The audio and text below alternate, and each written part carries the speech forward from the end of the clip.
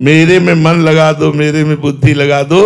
भगवान कहते देवी हेषा गुणमयी मम माया दुरत्या मामे ये प्रपद्यन्ते माया में ताम तरन्ति।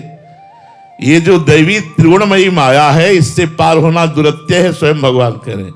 अगर इससे पार होना चाहते हो तो मेरे चरणों की शरण में आ जाओ।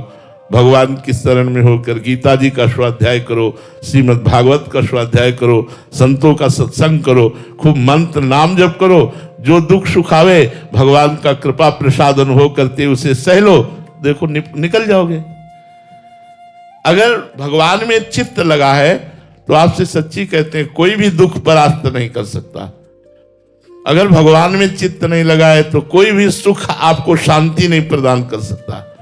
भगवत विमुख को त्रिभुवन का राजा बना दिया जाए, सब भोग उसे एक साथ दे दिए जाए तो भी वो कभी तृप्त व शांत नहीं हो सकता। और भगवत शरणागत भगवत चिंतन करने वाले को एक साथ दुनिया के सारे दुख दे दिए जाए तो भी वह शांत नहीं हो सकता, क्योंकि भगवान आनंद समुद्र उसके हृदय में स्थित होकर के वो सामर्थ्य देते हैं जिससे वो सब दुखों को भूल जाता है। इसलिए विश्वास करो आप, भगवान के नाम जप में बड़ी सामर्थ्य है, टूटो मत। देखो ऐसा नहीं कि हम केवल प्रवचन कर रहे हों, कैसा दुखमय जीवन है, लेकिन आपसे सच्ची कहता हूं मुझे एक मिनट भी कभी दुख का अनुभव नहीं होने देते प्रभु। हर समय हमारा हृदय आनंदित रहता है, हम प्रसन्न रहते हैं। हम आप इतने सुखी नहीं होंगे जितने हम सुखी हैं। क्यों?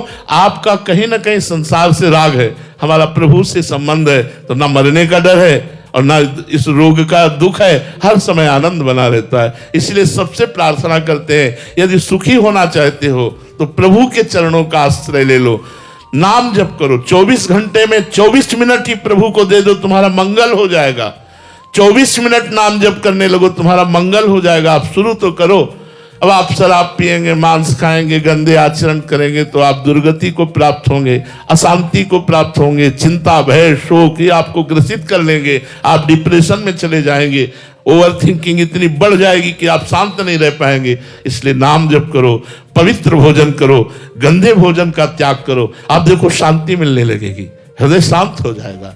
भोजन का बहुत बड़ा प्रभाव होता है। आज लोग ना भोजन पर ध्यान दे रहे हैं, ना पवित्रता पर ध्यान दे रहे हैं। जो मनाया, जैसा मनाया, खाया पिया वैसे ही किया, बस पशुवत आचरणों पर ज्यादातर वृत्ति लग रही है। आध्यात्मिक आचरणों को हम भूलते चले जा रहे हैं। इसलिए हमें जरूरत है अध्यात्म की, वही हमें शांति, वही हमें आनंद, वही जो हमें चाहिए वो अध्यात्म से मिलेगा, प्रकृति से तो मिल ही नहीं सकता।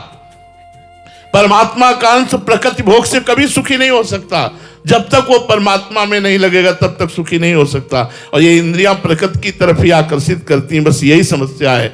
इसी समस्या को सुधार लिया जाए तो माया पर विजय प्राप्त हो जाएगी, और वो है भगवान का नाम, भगवान के गुण, भगवान की लीला, चरित्रों का गायन श्रवण, भगवान के संतों का संग। इससे बहुत जल्दी लाभ मिलेगा, बहुत जल्दी लाभ मिलेगा।